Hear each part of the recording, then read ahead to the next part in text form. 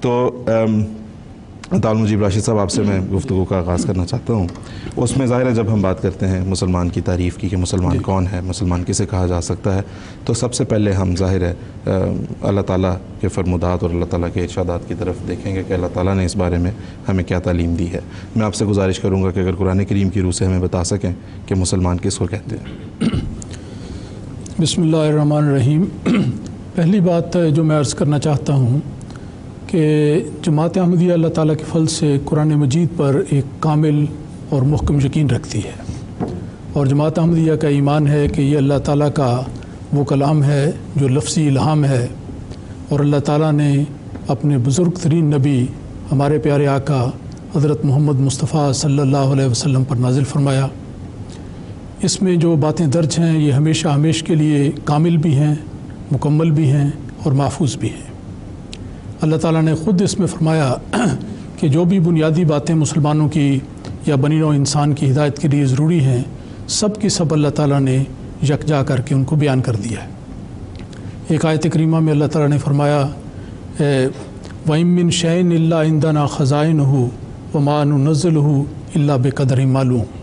تو گویا ہر ضرورت کی چیز اللہ تعالیٰ نے اصولی طور پر یا تفصیلی طور پر اس قرآن مجید میں بیان کر دی ہے. اب اس کے بعد اگر ہم اس سوال کی طرف جائیں کہ قرآن مجید میں مسلمان کی تعریف کیا بیان ہوئی ہے، تو بات یہ ہے کہ قرآن مجید سارے کا سارا اس بارے میں ہے کہ اسلام کیا ہے، اور جو اس کو ماننے والے ہیں جن کو مسلمان کہنا چاہیے وہ کیسے ہونے چاہیے، ان میں کیا باتیں ہونی چاہیے اور کیا ان میں نہیں ہونی چاہیے. اور اس کے لیے سب سے بہترین مثال جو ہمیشہ کے لیے قائم و دائم مثال ہے وہ نبی اکرم صلی اللہ علیہ وسلم کی بیان فرمائی کہ ان کی زندگی کو دیکھو، جو قرآن مجید میں لکھا ہے وہ آپ کی زندگی میں ہے، جو آپ کی زندگی میں ہے وہی قرآن مجید میں لکھا ہوا ہے. تو اس لحاظ سے اس نمونے کا بھی اللہ تعالیٰ نے وہاں پر ذکر کیا. اسلام کی بنیاد جیسا سب دوست جانتے ہیں کہ کلمہ طیبہ پر رکھی گئی ہے. اب یہ جو الفاظ ہیں لا الہ الا اللہ محمد رسول اللہ، یہ اگرچہ ایک جگہ پر تو قرآن مجید میں وارد نہیں ہوئے، لیکن دو مختلف جگہوں پر یہ سارے کے سارے کلمات قرآن مجید میں موجود ہیں. اور یہی وہ بنیادی کلمہ ہے جس کے ذریعے سے ابتدا سے لے کر انتہا تک کوئی بھی شخص مسلمان اسلام کے دائرے میں داخل ہوتا ہے اور اسلام لاتا ہے. اس کے علاوہ قرآن مجید میں اللہ تعالیٰ نے ایمانیات کا تفصیلی ذکر کیا، عملی ارکان کا ذکر کیا، اوامر و نواہی کو بیان کیا اور اس کی ساری تفاصیل بیان کی. اب اس سوال کا جواب کہ مسلمان کی تعریف کیا ہے، بڑا سادہ سا جواب یہ ہے کہ پہلے ہم یہ جاننے کی کوشش کریں کہ اسلام کیا ہے اور قرآن مجید نے اسلام کو کس رنگ میں بیان کیا ہے. جو اسلام بیان کیا گیا ہے، جو اس کو ماننے والا ہے، جو اس پر عمل کرنے والا ہے، اس کو مسلمان کہتے ہیں. اس پہلو سے دیکھا جائے تو اسلام کا مطلب قرآن مجید نے جو بیان کیا ہے وہ کامل فرما برداری ہے، مکمل اطاعت ہے اللہ تعالیٰ کی ہر پہلو کے لحاظ سے، اللہ تعالیٰ کے حکموں کو سننا، ان پر عمل کرنا اور اس رنگ میں اپنی زندگی کو ڈھالنا کہ کلیتاً اللہ تعالیٰ کے راستے میں انسان اپنے آپ کو فنا کر دے. اس کا نام اسلام ہے. اور اس کا اسلام کا دوسرا لغوی معنی امن کا بھی ہے کہ اس طرح جب اللہ تعالیٰ کی کلیتاً اطاعت میں انسان آ جائے گا تو خود بھی امن میں ہوگا اور ساری دنیا کو بھی امن دے گا. تو یہ دو مفہوم ہیں جو اللہ تعالیٰ نے قرآن مجید میں بیان فرمائے ہیں. اس سلسلے میں جیسا میں نے ذکر کیا سارا قرآن مجید ان باتوں سے بھرا ہوا ہے، لیکن آج اس موضوع کے لیے میں نے چند ایک آیات آپ کی خدمت میں عرض کرتا ہوں. سورۃ النساء کی آیت 126 میں اللہ تعالیٰ نے فرمایا وَمَنْ أَحْسَنُ دِينًا مِّمَّنْ أَسْلَمَ وَجْهَهُ لِلَّهِ وَهُوَ مُحْسِنٌ وَاتَّبَعَ مِلَّةَ إِبْرَاهِيمَ حَنِيفًا وَاتَّخَذَ اللَّهُ إِبْرَاهِيمَ خَلِيلًا. اس میں بھی آپ نے فرمایا کہ اللہ تعالیٰ نے فرمایا کہ بہترین دین اس کا ہے اور اس کا دین ہو سکتا ہے ممن اسلم وجهه للہ، جو اپنے آپ کو کلیتاً اللہ تعالیٰ کے راستے میں وقف کر دے. پھر فرمایا سورہ لقمان آیت 23 میں وَمَن يُسْلِمْ وَجْهَهُ إِلَى اللَّهِ وَهُوَ مُحْسِنٌ فَقَدِ اسْتَمْسَكَ بِالْعُرْوَةِ الْوُثْقَىٰ، کہ جو نہ صرف اللہ تعالیٰ کے راستے میں اپنے آپ کو وقف کرے بلکہ محسن بھی ہو، احسان کرنے والا بھی ہو.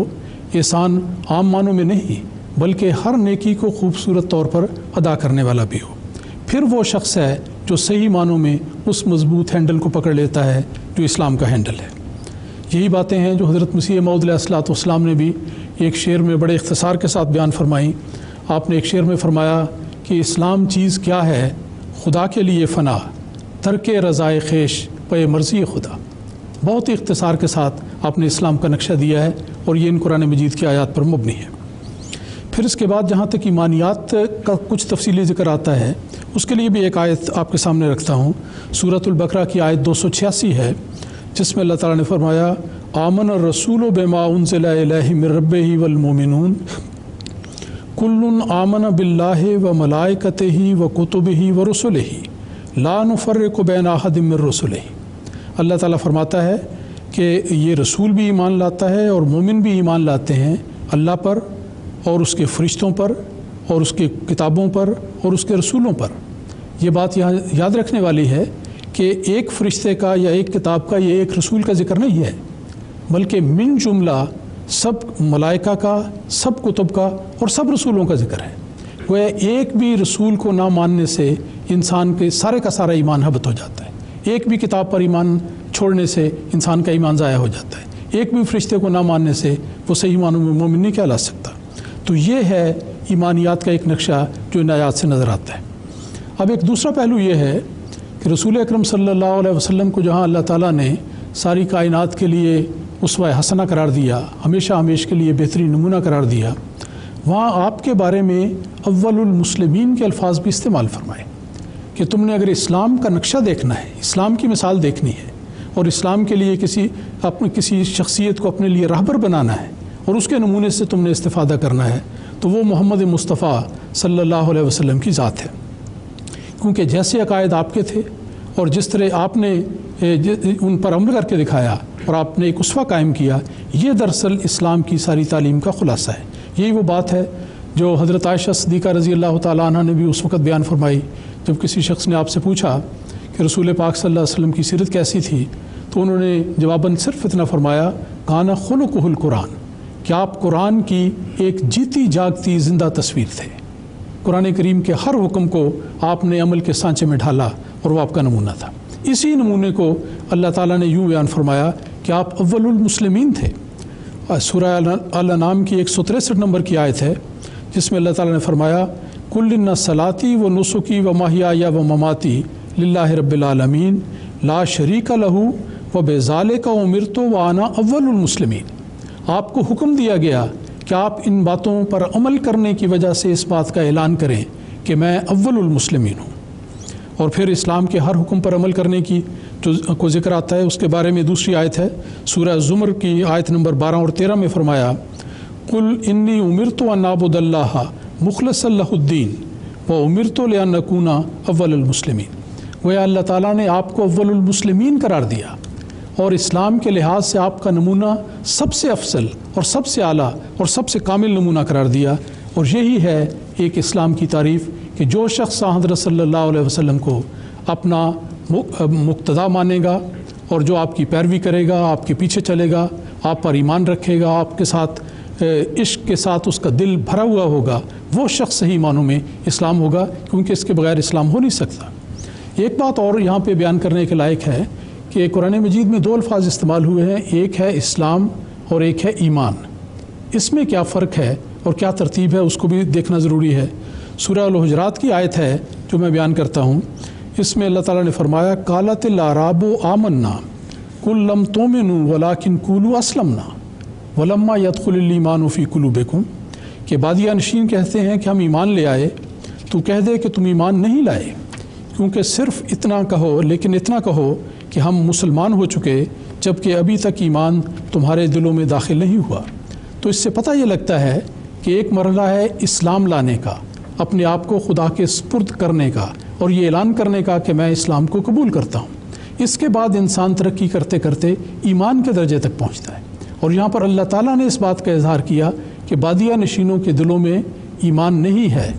کیونکہ انہوں نے اسلام کا اعلان کیا، اسلام کہنے کا اختیار ان کو دیا گیا، یہ اجازت ان کو اللہ تعالیٰ نے دی، لیکن ساتھ ہی فرمایا کہ وہ حقیقی مومن نہیں۔ یہاں غلط فہمی نہیں ہونی چاہیے کہ کوئی بھی شخص اٹھ کر یہ کہہ سکتا ہے کہ ٹھیک ہے تم اگر مسلمان ہونے کا دعویٰ کرتے ہو لیکن ہم تمہیں مومن نہیں مانتے، کیونکہ کوئی انسان یہ فیصلہ نہیں کر سکتا۔ ہاں اللہ تعالیٰ جو عالم الغیب ہے وہ اس کے بارے میں بیان کر سکتا ہے۔